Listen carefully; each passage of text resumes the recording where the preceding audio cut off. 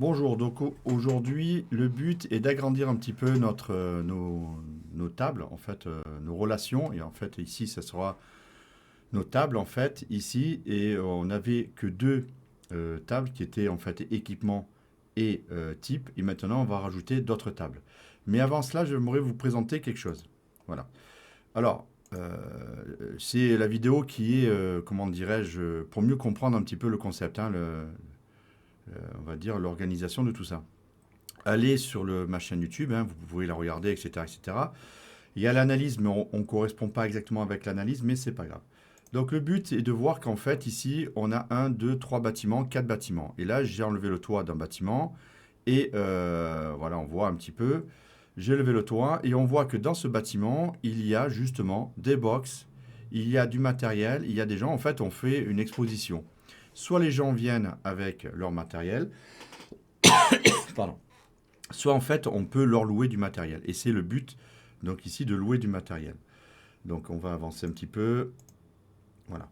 Donc ici on a du matériel, ça peut être soit de la décoration, on avait vu ça le type, hein, d'accord, de la décoration, soit ça va être des box, pardon, ça va être, parce que le box on le loue aussi, on loue le box, l'espace, on voit que les box d'ailleurs sont différents, il y a deux types de box, il y a des grands box et des petits box, pour savoir si on met une table, deux tables, trois tables, etc.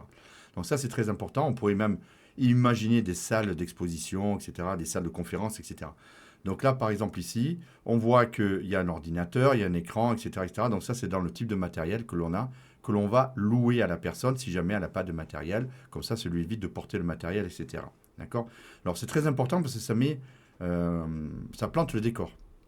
Et de ça, en fait, on va arriver, je vais y arriver, tagadi, tagada. Alors là, oui, parce que là, il faut que je le mette comme ça. Mais on va arriver après à un modèle relationnel différent et après un modèle de physique différent. Donc ici, on voit bien, voilà, et on a des halls, etc. Alors pour l'instant, les halls, on ne les gère pas. On ne gère pas les différents halls. On gère simplement les box et le matériel et les personnes qui ont loué le box et le matériel. Donc ça, c'est ce que je voulais vous montrer ici. Hop, hop, hop, ici. Ok, ça donne quoi? Ça donne ça. Alors ça, c'est important. Ça, c'est ce qu'on avait à la dernière vidéo. On avait équipement et type. D'accord. Pardon. Équipement et type. Et nous, on va rajouter aujourd'hui, moi c'est déjà fait, mais vous allez rajouter trois tables, entre guillemets, et elles ont une particularité, vous allez voir surtout la table location. Donc, la table personne, on voit qu'il y a l'identifiant de la personne qui est la clé primaire, le nom, le prénom, le mail et le téléphone. Tout ça, vous savez le faire normalement. La création de la table, on l'a vu dans les autres vidéos. Ensuite, on peut rajouter le box. Je vous conseille de faire la personne et le box en premier. Un numéro box, un libellé long du box pour indiquer comment il s'appelle en fait en gros. Et on a une surface de box et un coût du box. Alors le box, on ne va pas le relier aux différents bâtiments parce que ça, c'est encore une analyse encore plus grande. Et donc, j'ai coupé exprès ainsi que la personne. Enfin, là, voilà, on s'occupe que de cette partie-là. Et on a location. Et location, on pourrait se dire, mais c'est quoi ce petit truc-là? Parce que, alors, quand on n'a pas trop de connaissances, comme on a vu les clés étrangères qui étaient ici, par exemple, type, qui se retrouvent des types ici, on se dit, mais alors, c'est peut-être une clé étrangère. Non, c'est pas du tout ça. On appelle ça une clé composée. Elle est composée de trois, on va dire, tables ou trois relations d'un modèle relationnel. Ici, donne trois tables qui composent et qui permettent d'avoir un résultat qui est la quantité d'équipements loués ainsi que la date de début et la date de fin. D'accord. Et ça, c'est très important pour la suite. Donc, on peut retrouver les informations. Et c'est là-dessus qu'on va travailler pour l'instant. D'accord. Donc, ça se schématise comment? Alors, déjà, d'une part, deux éléments importants. C'est que, donc déjà, c'est une clé composée, que les noms de location, par exemple, Numbox, ne correspondent pas à numéro box ici. Enfin, les noms ne sont pas les mêmes. Les noms sont pas les mêmes. Par contre, les formats sont identiques. Si on regarde bien, on est un integer, donc c'est un chiffre. Hein. Integer ici 2, integer 2, integer 3, et ici integer 3, integer 3. Ça, par contre, le format, très important, le format des clés est identique, même si le nom n'est pas identique. Ça, c'est très, très, très important pour la suite. Okay. Si on revient là-dessus, on reprend par exemple personne ici, je reprends sa structure. Alors, elle a un identifiant, nom de la personne, varchar. Alors ça, vous connaissez, UTF-8. Si, voilà, moi je l'ai identifié comme ça. Là, j'ai mis un auto-incrémente. D'accord, on peut le faire comme ça. Ça veut dire que lors de la saisie, on n'a pas besoin de saisir le numéro. Ça s'auto-incrémente automatiquement lors de la saisie. On a box, pareil. Alors, box structure. Il est en auto-incrémente ici. Et on n'a pas besoin de saisir le numéro lorsqu'on fait une saisie, même manuelle. Vous savez faire la saisie parce qu'on l'a déjà faite ensemble. Libé, box, etc. Surface box integer 2 et coup box integer 2. D'accord? Donc ça veut dire que si on parcourt avec un select étoile, box standard 1, box standard 2, standard plus 1, plus 2, enfin on peut mettre plein de box standard 3, 4, 5, 6, etc.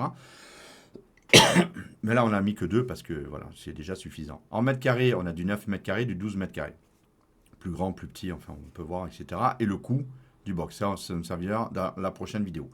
Ici, donc, et on a location. Alors, attention location, attention aux yeux. Alors là, bien sûr, on a beaucoup d'informations. Qu'est-ce qu'on a dans location? Si je prends la structure, location, on a nos fameuses clés ici. D'accord? Donc, comment le faire? C'est-à-dire, quand j'ai créé ma table, j'ai créé tous mes champs. Et après, j'ai sélectionné le premier champ et je l'ai mis en clé primaire. J'ai sélectionné le deuxième champ, je l'ai mis en clé primaire, et etc., etc. Donc, en fait, les 3 clés sont des clés composées primaires. D'accord? Ici, la quantité, date début, date fin. Donc, dans notre vidéo, donc déjà, vous devez vous créer ce type de table, d'accord? Éventuellement les remplir, ça serait bien, pour après pouvoir faire les requêtes, c'est-à-dire les interrogations, le LID, d'accord, les interrogations de données, donc les requêtes d'interrogation de données.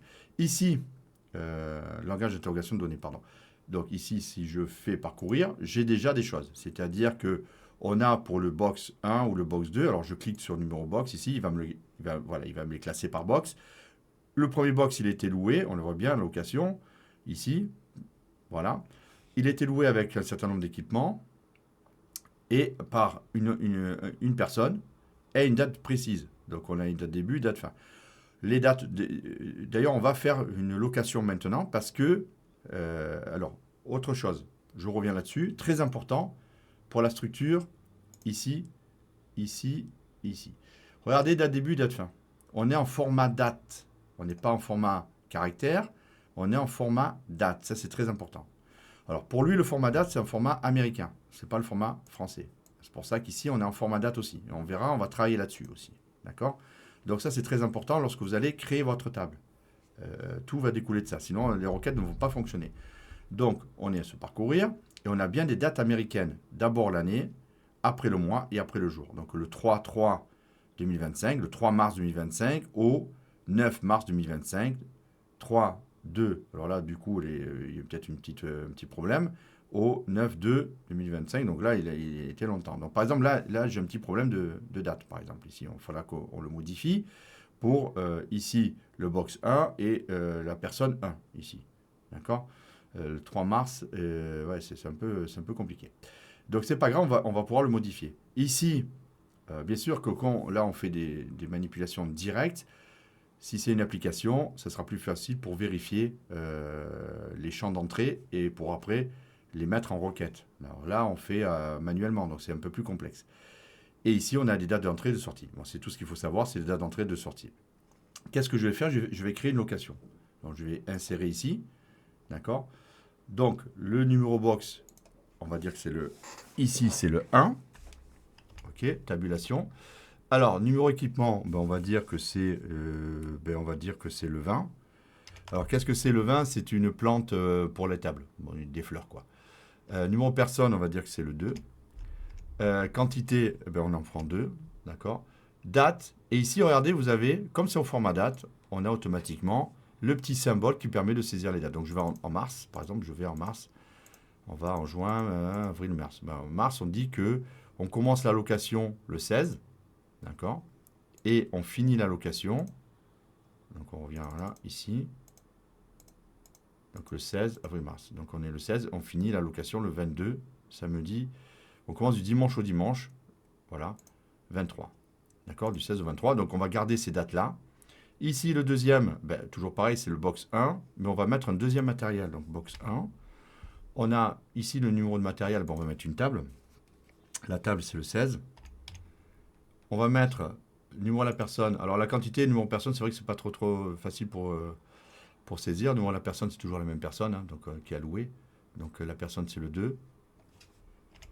La quantité, on en met 2. Voilà. Et ici, pareil. Donc soit je fais, voilà, je fais des copier-coller, CTRL-C, CTRL-V. CTRL-C, CTRL-V. Donc du 16 au 23. Hein. Et ici, j'envoie. Ici, donc, je fais location. Donc, si je prends les dates début, date fin, de toute façon, on verra ça après. Alors, par exemple, ici, 2, 2, 2, le 20, il est ici. Donc, 16 au 23, 16 au 23. Voilà, on a les deux enregistrements qui sont ici. Il nous manque le 17. Donc, ici, le 17, c'est l'équipement. Donc, je refais insérer. Toujours numéro box 1. Numéro 17. La personne, c'est le 2. D'accord. Quantité, alors là, le 17, 3. C'est les chaises. Pareil, alors là, je reviens pour ne pas me tromper. Hein. 16 ici. Et ici, 23. Ici. Voilà, j'ai fait mon enregistrement. Donc, il y a des fleurs, mais ça, on le verra dans la prochaine capsule en détail. Voilà. Ici, location, il est rempli. Donc, en fait, pourquoi je mets ça? Parce qu'en fait, je les ai mis en dehors de... Je vais interroger la base de données et je vais interroger de janvier à mars. Et donc, celle-là, elle est en dehors du champ parce qu'elle est du 16 au...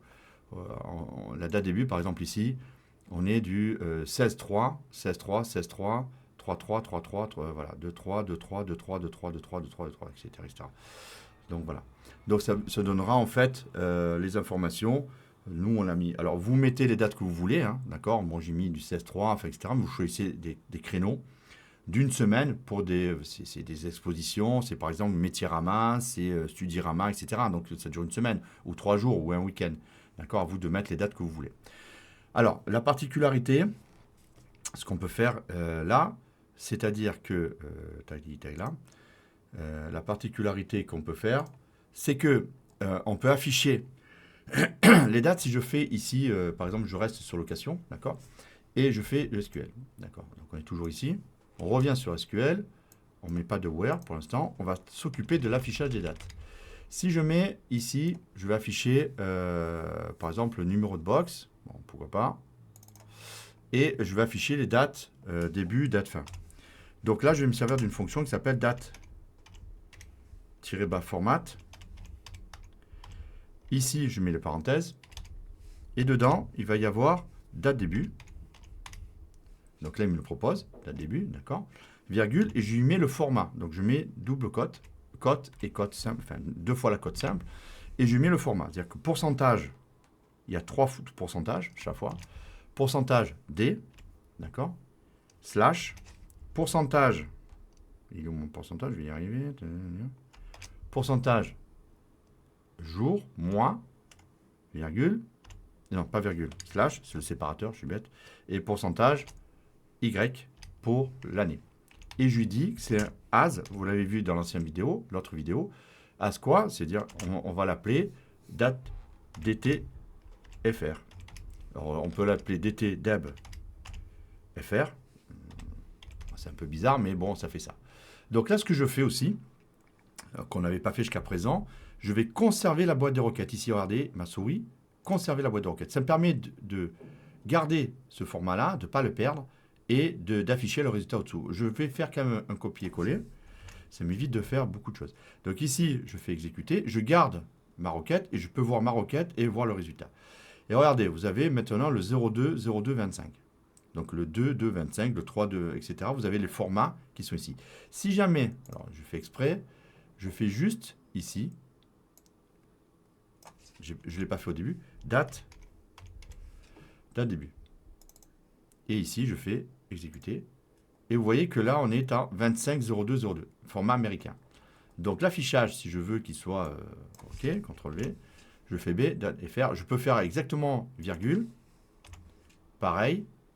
Avec ici, je fais un copier-coller. ici, CTRL-C. Là, CTRL-V. Et je fais simplement as date, ici, fin. Alors, ce que je peux faire, c'est ici me mettre ici pour pas être... voilà. Date format date, ici, non pas de début, mais date fin. Date fin, tabulation. Et donc, on a la date fin.fr as date fin. Donc, on a normalement, là, on devra avoir exécuté une date début, une date fin, en format français. Et encore plus fort, alors, je vais pas m'appesantir cette fonction-là, mais je peux, par exemple, mettre un Y en majuscule. Vous allez voir. Là aussi, je mets, en fait, on met les deux formats. Donc là, j'ai mis years, donc l'année en majuscule, ici. Hein. D'accord? L'année en majuscule. Et j'exécute. Et du coup, ça me met la date avec, ici, 2025. Regardez bien. Et ici, 25. Vous voyez que le fait de mettre en majuscule ou en minuscule, ça change aussi l'affichage. Donc, très important. Tout dépend de ce que vous voulez comme précision au niveau de l'affichage. Pareil, au niveau du mois, ça peut le mettre aussi en M, comment dirais-je, majuscule. Ou ça peut mettre soit le mois en entier, soit le jour en entier. Par exemple, si je mets ici, bon, je vais m'amuser avec un M majuscule. Ici, j'exécute. Et la deuxième date, vous voyez que February, le mois, March. Bon, après, on peut le convertir en français. Voilà, il y a tout un travail à faire sur les dates qui est pas mal. Alors, ça, c'est la première requête. C'est-à-dire qu'on a affiché les dates en français. D'accord ? Maintenant, ce qu'on va faire, c'est qu'on va afficher, bien sûr, le numéro du box. Alors, on ne fait plus ça. D'accord ? Ça, c'est pas la peine. D'accord ? Mais on va dire qu'on veut les box, le numéro box, équipement, éventuellement la quantité et la personne. D'accord? Donc là, on va faire une virgule. Pardon, excusez-moi. Voilà. Et tout ça, forme location. D'accord? Et ce qu'on veut, c'est une plage de dates. C'est-à-dire qu'on va faire where. On veut sélectionner sur une date précise. Where. D'accord? Sur la date début. D'accord? La date début. Qui est compris entre une date et une autre date. Par exemple, et là, on va taper between, une instruction précise, et on met le début, c'est-à-dire qu'on met... Par contre, il faut le mettre en date, comment dirais-je... alors, je prépare, hein, je prépare. Regardez bien, je prépare, et clac, clac. Moi, je fais un peu comme ça. Au moins, comme ça, je ne me trompe pas dans la syntaxe. Ici, between, dans la date, alors je fais espace. Ici, ça, on voit que là il n'y a plus d'erreur. Là, il est content, bien qu'il n'y ait rien rempli au niveau de l'intérieur ici, l'intérieur ici. Donc là, je mets ma date, mais en anglais. 2025-01, pardon, j'ai dû planter 01, pardon, -01. Ça, c'est le format date qu'il y a dans la table, donc je suis obligé de le garder. 2025-03-01. Donc, du 1er janvier au 1er mars, voilà. Et là, maintenant, je vais afficher. Donc là, je garde quand même en copier-coller parce qu'on ne sait jamais. On a toujours conservé la boîte et on fait exécuter. Alors là, il n'a pas aimé. Select linéa qui dit champ QTE inconnu dans fill list. Le champ QTE. Ah oui, oui, c'est normal. Pardon. Petite erreur, une virgule. Voilà. Et là, j'exécute. OK. Non, j'ai oublié la virgule, donc je vais quand même le garder. Voilà, CTRL-C. Donc là, on a, si on veut une durée, enfin, pas, la durée, on va la calculer tout à l'heure. On va la calculer, la durée, justement, et justement, on a une date début, une date fin. Et on a ici les box, les équipements de la date. Et si je mets, moi, ici, pour être sûr, virgule, je mets date début, virgule, date début, ça suffit. Date début, ça suffit. Parce qu'on n'a pas besoin de mettre autre chose. Donc, on met date début, on exécute, et on voit que notre date début, elle est bien comprise entre le 1er janvier, 0302, 0302, février. On a février, janvier. Tout ça, c'est en février. D'accord? Donc, on est bon. On est OK. Donc, ça, c'est la deuxième requête. C'est-à-dire qu'en fait, on délimite un champ d'action au niveau des dates. De telle date à telle date, et c'est bon, on sait le faire. Maintenant, ce qu'on va faire, c'est qu'on va calculer la durée. D'accord? Bon, pour calculer la durée, bon, on peut garder la date début, c'est pas grave. On peut faire ici. Et pour calculer la durée, on met une parenthèse. On fait un calcul directement dans le select. Alors, pour calculer la durée, il faut partir de la date de fin. La date de fin, tabulation, moins la date de début. Je vous laisse réfléchir à ça, d'accord? Et on met as, tabulation, durée. On peut mettre le même en majuscule, hein, pas grave. DU, d'accord, as durée. C'est-à-dire que, donc moi je vais quand même la garder comme ça, hein, mais je préfère toujours faire un copier-coller, mais le cas où. Là, il va calculer la date de fin, donc moins la date de début, et ça va donner la durée en jours. Et qu'est-ce qui se passe ici? Ben, on a la durée 6, 6, 6, 6, 6, 6, et là 7, 7. Donc là, il y a durée 7 jours et 6, 6. D'accord? Voilà, donc on peut faire ici sur, on va dire, comment dirais-je, sur les dates, on peut faire des manipulations.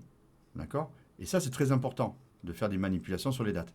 Donc on peut faire un calcul de durée qui va nous servir après à notamment calculer le coût automatiquement de la durée, parce que l'allocation de tel, par exemple, ici, on sait que le box, il est numéro équipement, d'accord?